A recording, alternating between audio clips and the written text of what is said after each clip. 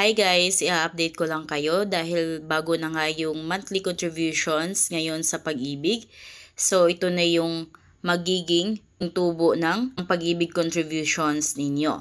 So ito yung years of saving in Pag-ibig. So kung kayo ay nagsisave ng pera sa Pag-ibig, 2 years, kita kayo ng 10,157.87 pesos. Pero sa old rate is 5,000 plus lamang. As you can see, ito yung new rate, 400 pesos na ngayon yung updated na monthly contributions. Sa old rate naman is 100 pesos.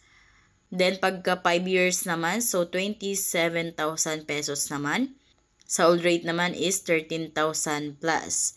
Pag 10 years naman, so 63,000 plus. 15 years naman, 110,000 plus na. At yung old rate, 55,000 plus lamang. Then, pagka 20 years, ito na guys, yung contributions ninyo, 172,000 na. Then, 86,000 naman sa old rate. Kung kaya ito na yung kikitain ninyo pagdating ng araw pag kayo ay magsisave dito kay Pag-ibig. So, ang computation na ito ay employee share plus employer share plus yung kita ng contributions ninyo. Ito yung dividends earn. Then ito ay computations based on 5.5% na annual dividend rate. So ang monthly contributions na tubo ngayon is 5.5% kada taon.